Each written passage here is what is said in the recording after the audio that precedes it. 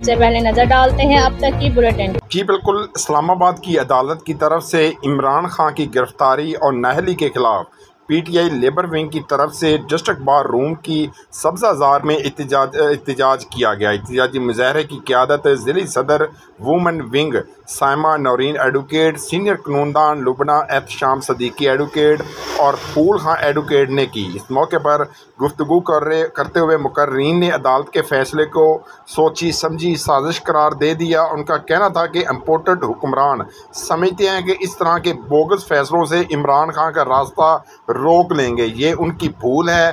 कौम अब भी इमरान खान के साथ खड़ी है। इलेक्शन लेट करने के लिए जितने मर्जी हरबे इस्तेमाल कर लें, कौम अपने वोट के ज़रिए उनको उठाकर बाहर फेंक देगी। एहतजाजी मुजाहरे में पीटीआई लायर विंग के वकला ने शिरकत की। वकला ने इमरान खान के हक़ में अदालती फैसले के खिलाफ नारेबाजी भी की। जी, फैसला दिया गया, ये आपको किस तरह से लगता है? किसी सूरत आपको नजर आता है कि जो इमरान खान के खिलाफ ये फैसला दिया गया, बल्कि जिस तरह से जिस स्पीड से ये केस चलाया जा रहा था, एक ये वो लिखा हुआ फैसला है। आप लोग क्या समझते हैं कि आप इमरान खान को इलेक्शनों से आउट करेंगे या सियासत से आउट करेंगे तो आप सियासत कर सकेंगे? नहीं, अवाम का फैसला वही है कि अवाम इमरान खान के साथ खड़ी है और आप सिर्फ इलेक्शन से भागने के लिए आप ये वाले टेक्स्ट यूज कर रहे हैं, जिसके लिए अवाम सरापा एहतिजाज है। आज के इस फैसले को अवाम मुस्तरद करती है।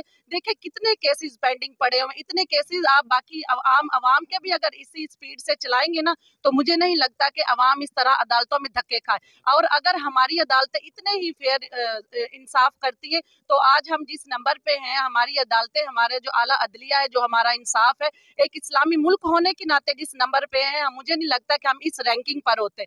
हम नंबर 1 पे हैं इस सूरत में कि हम नीचे जो एंडिंग नंबर्स होते हैं उस पे हम नंबर 1 पे शायद आ रहे हैं। ये हाल है। और ये इमरान खान के खिलाफ जो प्लांटेड फैसला किया गया है, इम्पोर्टेड फैसला किया गया, ये वो है जो 2 दिन पहले का लीक आउट हो चुका था। सोशल मीडिया पे हम सब लोग पढ़ रहे थे कि 5 साल की खान साहब को नाअहली होगी और 3 साल की कैद होगी। वही हुआ, आज वही फैसला कर दिया गया। ये वही फैसला था जो 2 दिन पहले का लीक आउट हो चुका था।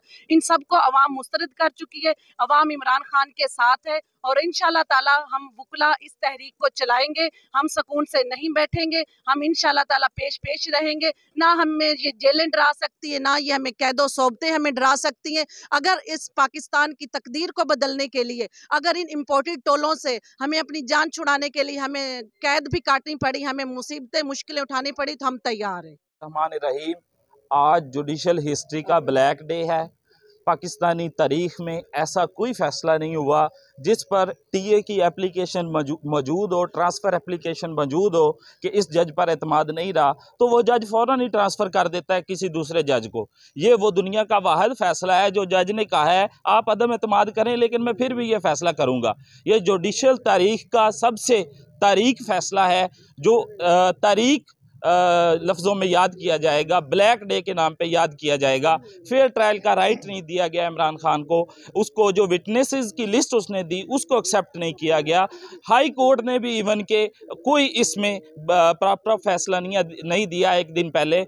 और छुट्टियों के दौरान, जो कि अब छुट्टियां चल रही हैं, जो एडिशनल सेशन जज हैं ये छुट्टियों पर हैं, ड्यूटी जज के तौर पे काम कर रहा था, इसने दौरान छुट्टियां ये ट्रायल का फैसला कर दिया है जो कि आज तक तारीख में नहीं हुआ। इसको पूरी वकला कम्युनिटी रिफ्यूज़ करती है और पूरी वकला कम्युनिटी इमरान खान के साथ खड़ी है। ये जो आज का फैसला आया है ये 2 दिन पहले से हमें मालूम था, तो इसको फैसले को वापस लेना चाहिए। पूरी पाकिस्तान की कौम जो है सरापा एहतजाज है कि इस किस्म के फैसले नहीं होने चाहिए। इम्पॉर्टेंट है, हुकूमत के पास इसके अलावा कोई एलिगेशन थी भी नहीं खान साहब के खिलाफ, तो उन्होंने वही कुछ किया जो उनका कहना चाह रहे थे वो, तो लिहाजा फैसले को वापस लिया जाए।